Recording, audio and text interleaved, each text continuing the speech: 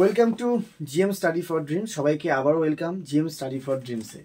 তোমাদের আজকে আলোচনার বিষয় তোমরা দেখতে পাচ্ছ জিএম স্টাডি ফর ড্রিমসের, সেটা হচ্ছে পুলিশের সমস্ত ডিপার্টমেন্ট, পুলিশের যেগুলো কনস্টেবল সেই র্যাঙ্ক এবং এসআই র্যাঙ্ক, সমস্ত ডিফেন্স লাইন ওভারঅল, সেই ডিফেন্স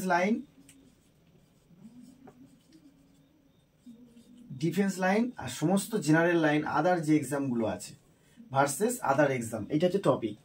মানে তুমি একটা ডিফেন্স লাইনে পড়াশোনা করো আর তুমি একটা আদার্স জেনারেল লাইনে আছো, এই দুটোর মধ্যে কি পার্থক্য আছে।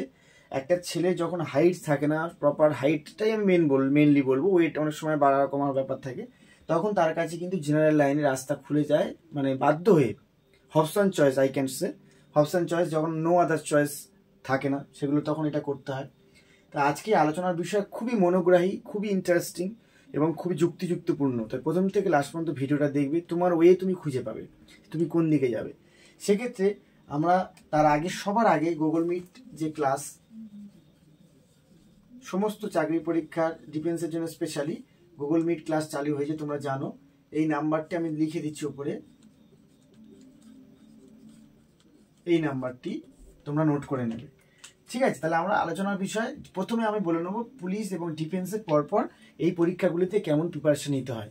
যারা প্রথম দেখছো অবশ্যই এরকম অথেন্টিক ভিডিও পেতে এই চ্যানেলটিকে সাবস্ক্রাইব করবে। অথেন্টিক আপডেট এবং বাকি ফ্রিতে নোটস এবং free Google Meet class everything তোমরা একবার সাবস্ক্রিপশন করার পরে যখন ভিডিও নোটিফিকেশন আসবে অবশ্যই তোমরা বুঝতে পারবে যে আমাদের এই চ্যানেলটি সত্যি উপকারের চ্যানেল, আমাদের কাজে লাগবে। তো আমাদের প্রথমে যদি ডব্লিউপির ব্যাপারে বলি কেমন প্রিপারেশন নিতে হয়, প্রথমে কনস্টেবল বলবো, তারপরে সাব ইন্সপেক্টর বলবো। দেখো, কনস্টেবলে পরীক্ষায় কনস্টেবল র্যাঙ্কে পড়াশোনা করতে গেলে আমাদের যদি দেবদত্ত বা লুসেন্টের জিকে বই থাকে এবং অ্যাট দ্য সেম টাইম যদি কোনো ক্র্যাক ডব্লিউসিএস বই থাকে সেটাও পড়া যায় এবং ওই বইগুলোও পড়া যায়, দেবদত্ত এগুলো বই। কিন্তু আমরা যখন ক্র্যাক ডব্লিউসিএস পড়বো, ওখানে দেখবে একটা জিরো থেকে আপার লেভেল পর্যন্ত একদম A to Z ভাস্ট। তখন আমাদের কিছু গাইডেন্স লাগে যে এগুলোর মধ্যে থেকে কিছু বেছে পড়লে তাহলে আমাদের ভালো হয়। শুধুমাত্র ডব্লিউপি টার্গেট করে কোনো পড়াশোনা হয় না। কম্পিটিটিভের একটা নির্দিষ্ট সিলেবাস থাকে, সেই সিলেবাসে টাইম লাগে, একটা অঙ্কের জন্য 6টা মাস, ইংরেজির জন্য কিছুটা সময় লাগে, সব মিলিয়ে একটা সিলেবাস কমপ্লিট করতে হয়। তার মধ্যে থেকে সেই ক্যাপাসিটি যখন তৈরি হয়ে যায় তখন তুমি বিভিন্ন পরীক্ষা দিতে পারো। যখন তুমি ডেসক্রিপটিভ ম্যাথ শিখে যাও তখন তুমি শর্টকাট শিখে যাও, সেরকম। তাহলে ডব্লিউপি কেপি দুটো সেম, কনস্টেবল জেল আর এক্সাইজ। এই এক্সাইজ ডিপার্টমেন্ট আর জেল ডিপার্টমেন্ট ডব্লিউপি কেপি, এখানে 10 নম্বর ইংরেজি, এখানে 10 নম্বর ইংরেজি, এখানে একটু বেশি ইংরেজি আছে, এখানে একটু বেশি ইংরেজি আছে। এই চারটিতে ইংরেজিটার উপরে ও জানার একটা বিষয় থাকে, রাজ্য সরকারের যেহেতু কনস্টেবল পরীক্ষা। এখানে একটু বেঙ্গলি সম্পর্কে এক্সাইজে জানতে হয়, জেলে একটু ইংরেজির উপরে জোর দিতে হয়, ম্যাথ তো সবারই আছে। এই ডব্লিউপি কেবির জন্য যে গাইডেন্সটা তোমরা পাও, এখানে দেখবে একটু বাছাই করে পড়াশোনা করলে, একটু স্মার্টলি 10 ইয়ার্স দেখলে, ফলো করলে কেমন টাইপের প্রশ্ন কনস্টেবল হয়, যেহেতু ডব্লিউপিতে এখন একটা পরীক্ষা, প্রশ্নের মান একটু মডারেট লেভেল হবে, সেক্ষেত্রে এইভাবে পড়াশোনা করলে হয়। কারণ প্রশ্ন খুব বোমবাস্টিং হয় না, আপিল টাচ দেয় না, কারণ এখানে 1600 মিটার মাঠ থাকে, 1600 মিটার কনস্টেবলদের রান করতে হয় 6.5 মিনিটে। ঠিক যেরকম কনস্টেবলের বিষয়টা আমি বললাম, এইভাবে প্র্যাকটিস করলে মানে মোটামুটি চঞ্চল ঘোষ এবং সুবির দাস কমপ্লিট করলে মোটামুটি এটা আমাদের একটা আয়ত্তে চলে আসে, পাস করা যায়। এবার এসএসসি জিডিতে যখনই আমরা চলে যাব, ম্যাথ তো করলেই সুবির দাস থেকে একটু RS আগরওয়াল থেকে করলে ভালো হয়। যখনই এসএসসি বোর্ডে চলে যাব, আর্মি যেগুলো আছে, আট বাহিনী, আর্মিও আছে ওর মধ্যে, আর্মিটা একটু আলাদা জন্য লিখেছি। ওই এসএসসি জিডির মধ্যে আছে তোমাদের সিআরপিএফ, সিআইএসএফ, এসএসবি, আইটিবিপি এগুলো রয়েছে। তো সেই জন্য সেখানে পড়াশোনা করতে গেলে, যেহেতু এসএসসি বোর্ড সেন্ট্রালের পরীক্ষা, সেখানে পড়তে গেলে তোমাদেরকে ঠিক আরপিএফ ও তাই কারেন্ট অ্যাফেয়ার্স জিকেগুলো একটু টাফ পড়ে, একটু অন্যরকম। তোমরা প্রশ্ন প্রিভিয়াস ইয়ার দেখলে বুঝতে পারবে, অত সহজে পিএসসির মতো ডাইরেক্ট থ্রো করে না, একটু বুঝে শুনে করতে হয়। তাহলে এই দুটোর জন্য তোমাদের সেই প্রিপারেশনটাকে একটু মডিফাই করতে হয়। এইটা যেমন রাজ্য সরকারের এইগুলো পরীক্ষার জন্য যেভাবে প্রিপারেশন নিয়েছিলে, এটার জন্য নিজেকে একটু 10 ইয়ার্স দেখে নিজেকে মডিফাই করতে হবে, অত সহজ জিকে পড়বে না। ধরো এখানে একটা সহজ জিকে পড়লো যে হরিপ্রসাদ চৌরাশিয়া কোন কিসের সাথে যুক্ত, সরাসরি তুমি করে দিলে ভারতের উচ্চতম বাঁধের নাম কি, এরকম টাইপের প্রশ্ন পড়লো। কিন্তু এসএসসি বোর্ডে একটু অন্যরকম প্রশ্ন পড়ে, যেটা তুমি হয়তো বিজ্ঞান থেকে আমার একটা প্রশ্ন পড়লো, তুমি এর আগে শোনোনি। যে বৃষ্টির ফোঁটা বা জলের ফোঁটা, বৃষ্টির ফোঁটা একটুখানি যেগুলো মোটা হয় কেন হয়, একটু অন্য ধরনের যে প্রশ্নগুলো হয়, অভ্যন্তরীণ পূর্ণ প্রতিফলনের উপরে কিছু প্রশ্ন হলো, তাই একটু প্রশ্নগুলো আলাদা হবে।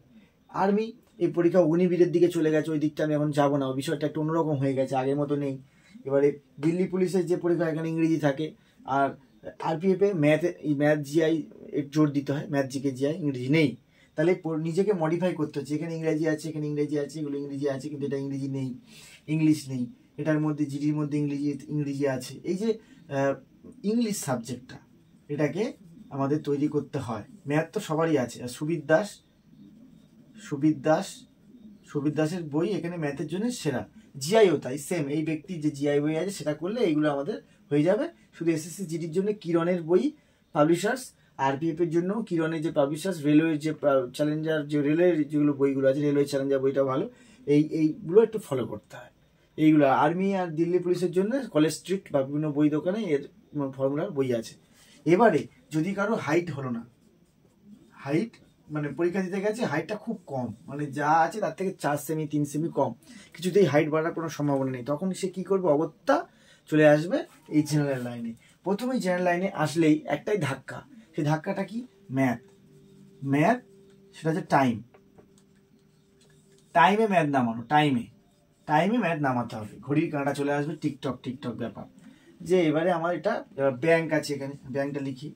তো এবার প্রথমে আছে রেলওয়ের জন্য এখন যত পরীক্ষা হয়, এনটিপিসি হোক, গ্রুপ ডি হোক, এখানে ম্যাথ জিআই স্ট্রং হতে হবে এবং টাইমে অল্প সময় অঙ্ক করতে হবে। স্টেটমেন্ট কনক্লুশনও থাকবে প্রচুর, বিবৃতি, সেটা পড়তেই মাথা গুলিয়ে যাবে। তাহলে নিজেকে, তাহলে এখানে অনেকটা যখন মার যেহেতু ছিল, তাই পরীক্ষাটার মোটামুটি একটা লেভেলে থাকে, যেহেতু তাকে আবার ফিজিক্যালি করতে হবে, এদের আবার ফিজিক্যাল নেই, ফিজিক্যালি করলে আবার পারবে না, সেক্ষেত্রে সেই জন্য রেলে ফিজিক্যালে আছে। তাহলে রেলের জন্য ম্যাথ জিআই স্ট্রং হতে হবে, আবার ওই রাস্তাটা খুলে গেল। পিএসসি জন্য তোমরা পরীক্ষা দিয়ে জানো, এখানে একটু ইংরেজি থাকে, সে ব্যাপারটা আলাদা আমি বলছি না। SSC, CGL, CHSL, MTS, miscellaneous, এই সমস্ত পরীক্ষা যখন তুমি জেনারেল দিয়ে পর বলছি, পিএসসি যখন দেবে, পিএসসিতে জিকেটা একটু ভালো করে স্ট্রং করতে হবে, ক্লার্কশিপ ইংরেজি ছিল, ইংরেজিটাকে স্ট্রং করতে হবে। আবার এসএসসি বোর্ডে যখন যাবে, এসএসসি জিডি এটা ভুলে যাবে, এসএসসি এমটিএস, এসএসসি স্টাফ সিলেকশনে আরও যে পরীক্ষাগুলো আছে, সেই পরীক্ষাগুলোতে যখন তুমি যাবে, কম্পিটিশন অনেক হাই হয়ে যাবে। সেন্ট্রালে তুমি সারা ভারতবর্ষকে রিপ্রেজেন্ট করছো, আর সেখানে তুমি স্টেট লেভেল রিপ্রেজেন্ট করছো, পার্থক্য তো হবেই। তারপরে কি ডব্লিউবিসিএস, রাজ্য সরকারের সব থেকে বড় পরীক্ষা, এই বছর পিছিয়ে গেছে, হ্যাঁ, ওবিসি কেসের জন্য। ডব্লিউবিসিএসে কিন্তু একটু স্টুডিয়াস হতে হয়, কীরকম, ইতিহাস, তারপর তোমাদের কারেন্ট অ্যাফেয়ার্স, ম্যাথ, ইংলিশ, সব কিছু প্রিলিতে তুমি পাস করে গেলে, কিন্তু ডেসক্রিপটিভে মেনে গিয়ে অনেক সময় আটকে যায় অনেকে।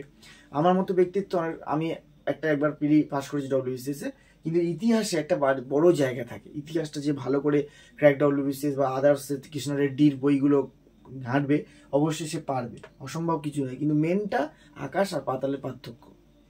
সিজিএল এর জন্য যখন তুমি যাবে, সুপার ফাস্ট হতে হবে অঙ্ক জিএস সুপার ফাস্ট, মানে একদম এক্সেলেন্ট ওয়েতে তোমাকে পড়াশোনা করতে হবে। সিএইচএস এর কম্পিটিশন লেভেল মোটামুটি কম্বাইন্ড 10+2, আর ওটা হচ্ছে কম্বাইন্ড গ্রাজুয়েট লেভেল। 10+2 তোমাদের সেই অঙ্ক জিআই আবার তোমাদের আক্রমণ করবে, সেই অঙ্ক জিআইকে স্ট্রং করতে হবে ঘড়ি কাঁটা দিয়ে। তারপরে মিসলেনিয়াস, গ্রুপ ডি রাজ্য সরকারের গ্রুপ ডি আছে, রেলের গ্রুপ ডি আছে, আর এমটিএস। এই পরীক্ষা, আর ব্যাংকে 30 সেকেন্ডের মধ্যে একটা অঙ্ক নামাতে হবে, 30 সেকেন্ডের মধ্যে। এবারে এই ওভারঅলে আমরা কি বুঝলাম, যে যখন আমরা এই রাস্তা থেকে এই রাস্তা আসি, প্রতি বছর এভরি ইয়ার এই পরীক্ষাগুলো হয় প্রায়, মানে এই পিএসসি আর এই মিসলেনিয়াস কয়েকটা বাদ দিলে মোটামুটি প্রতি বছরই বাকিগুলো হয়। কিন্তু আমি তাহলে পেলাম না কেন? আমার যে এত ইউটিউবে ভিডিও করছে আমাদের মতো লোকেরা, কেন এই সিজিএল বা এইগুলো অফিসার হতে পারলো না, বা কেন রেলওয়ে টিটির চাকরিটা পেলো না, অনেক স্যালারি, অনেক যোগ্যতা, কেন পেলো না? এইখানে একটা বাস্তব কথা স্বীকারের বিষয়, যে ডিফেন্স লাইনে চাকরির পরীক্ষায়, লেখা পরীক্ষা ধরো তুমি পাশ করে গেলে, স্টুডেন্ট ভালো, কিন্তু দৌড়াতে তুমি ভালো পারবে না। আর যারা দৌড়াতে খুব ভালো পারে, তারা আবার পরীক্ষা ভালো পারে না। কিন্তু যারা আমরা এই লাস্ট কয়েকজন সবাই এসছে, এরা ভালো স্টুডেন্ট, কিন্তু দৌড়েছে তাদের নিজেদের ব্যক্তিগত চাপে, লাইফে যে স্ট্রাগল এবং মনের জোর এবং অভাব, তারপরে সেইটার উপরে প্রেশার পড়েই সে পাস করেছে, সে বাধ্য। তাই আর এখানে এলে কি হবে, নিজের কোয়ালিটি, নিজের অ্যাসেসমেন্ট, নিজের গুণ আরও তাকে উন্নত করতে হবে, অনেক অ্যাডভান্স, অনেক মেধাবী, আপার লেভেলে গেলে তবে এই চাকরিগুলো পাবে। কিছু ছেলে আমাদের বন্ধু বান্ধব যারা এইখানে না পেয়ে এখানে আছে, তারা প্রতিনিয়তই আমাদের বলে যে তোরা সহজে চাকরি পেয়ে গেলি, আমরা এই লাইনে আছি বলে আমাদের এই জেনারেল লাইনে চাকরি পাচ্ছি না, আমরা ফেল করছি। কথাটা যতটাই বাস্তব, ততটাই ঈশ্বরের কাছে ধন্যবাদ দিতে হয়, যে হাইটটা ঈশ্বর আমাদেরকে দিয়েছিল, যার জন্য প্রপারলি একটা ডিফেন্সের চাকরি করে বাবা মার মুখে অন্ন দিতে পারি, বা তোমাদের মতো অনেক ছেলে মেয়েদেরকে গাইড করছি। তাই যারা এই চাকরির জন্য জেনারেল লাইনে খাটছো, তাদের জন্য বেস্ট অফ লাক। যারা ডিফেন্স লাইনে খাটছে তাদের জন্য বেস্ট উইশেস। কারণ পশ্চিমবঙ্গে এখন পুলিশেই বেশি চাকরি হচ্ছে, আর প্রতি বছর যে চাকরিগুলো হচ্ছে অনেক সময় আমরা মেধার জন্য হয়তো 12 লক্ষ ছেলের মধ্যে হয়তো 1 লক্ষ ছেলে এই লাইনে ঠিকঠাক ক্র্যাক করতে পারে, বাকি ছেলেমেয়েরা এগুলো থেকে ছিটকে যায়। গিয়ে যা হোক একটা চাকরি এক্ষুনি দরকার, বাড়িতে খাওয়ার পয়সা নেই, চাল ডাল কেনার পয়সা নেই, যে কোনো একটা চাকরি পেতে হবে, তখন এগুলোর মধ্যে চলে যায়। এইভাবে নিজেকে একটা মডিফাই করে নিজের একটা ওয়ে তৈরি করতে হবে যে আমি দুটো লাইন আছে, আমি যদি জেনারেল লাইনে থাকি তাহলে আমাকে কতটা লেভেল পড়াশোনা করতে হবে, কতটা খাটতে হবে, সেইভাবে নিজেকে তৈরি করতে হবে। আর এখানে থাকলে নিজের ফিজিক্যালটাও সেইভাবে তৈরি রাখতে হবে।